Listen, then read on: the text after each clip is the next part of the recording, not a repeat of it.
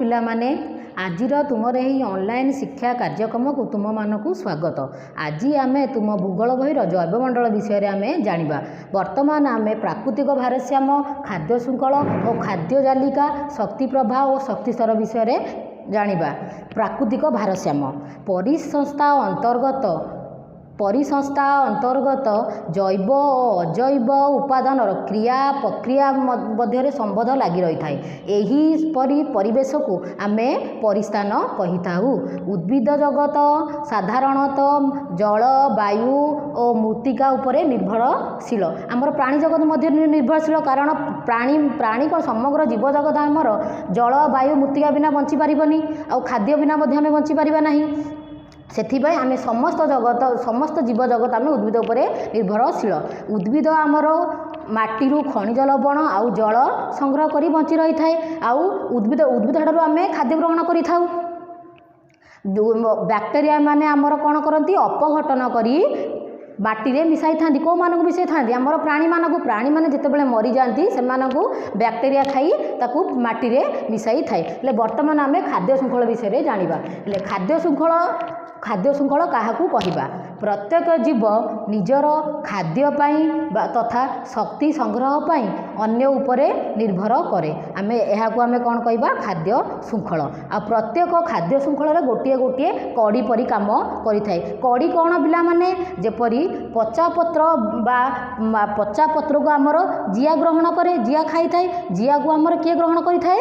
ଛୋଟ ଛୋଟ ମାଛ। ଆଉ ଛୋଟ ମାଛକୁ ଆମର କିଏ ଖାଦ୍ୟ ରୂପେ ଗ୍ରହଣ କରେ? ବଡ଼ ମାଛ।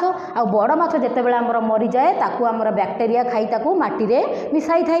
ସେହିପରି ଆମର ଘାସକୁ ଆମର କିଏ ଖାଦ୍ୟ ରୂପେ ଗ୍ରହଣ କରେ? ହରିଣ। ଆଉ ହରିଣକୁ ଆମର କିଏ ଖାଏ?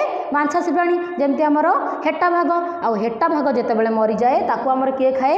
ଚିଲ ତାକୁ ଖାଦ୍ୟ ରୂପେ ଗ୍ରହଣ କରିଥାଏ।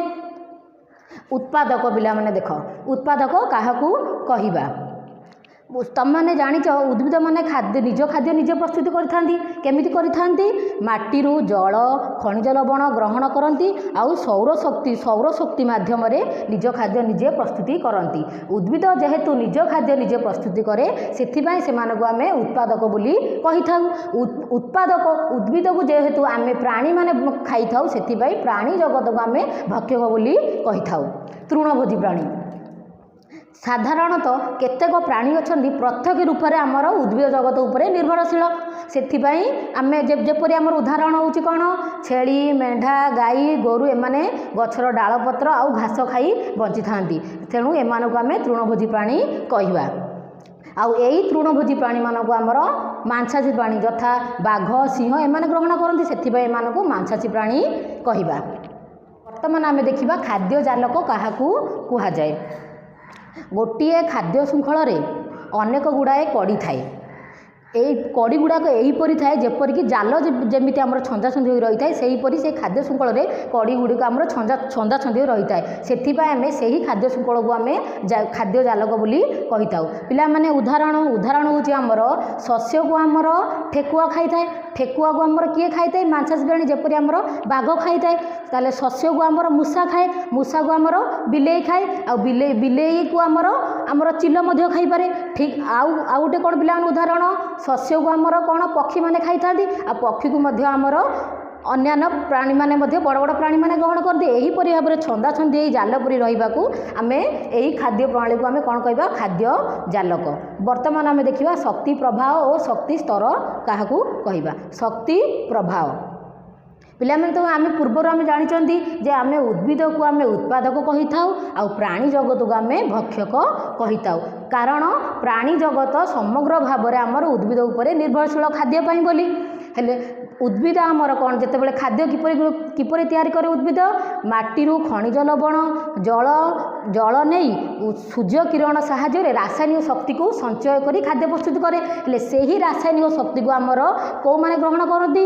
ଯେତେବେଳେ ଆମର ତୃଣଭୋଜୀ ପ୍ରାଣୀମାନେ ଉଦ୍ଭିଦର ଗଛ, ତାର ପତ୍ର, ଡାଳ ଓ କିଛି ଘାସ ଖାଇ ଗ୍ରହଣ କରନ୍ତି, ସେତେବେଳେ ରାସାୟନିକ ଶକ୍ତି କିଛି ମାତ୍ରାରେ ଆମର ତୃଣଭୋଜୀ ପ୍ରାଣୀମାନଙ୍କୁ तृणभोजी प्राणी माने ग्रहण करती से तृणभोजी प्राणी मानक आमर मांसाशी प्राणी माने ग्रहण करती और से तृणभोजी प्राणी मानक ठारू किछि मात्रा रासायनिक शक्ति आमर मांसाशी प्राणी मानक पाखक चली जाए। पुणी आमर द्वितीय स्तर जो आम छेड़ी मेढ़ा अच्छा से तृणभोजी प्राणी मान चतुर्थ स्तर बाघ सी मैंने सीधा सीधा सड़क ग्रहण करती और यही द्वितीय स्तर चतुर्थ स्तर को जिते रासायनिक शक्ति जाए से किसी मात्रा आमर क्रमश कमी कमी पड़े रासायनिक शक्ति।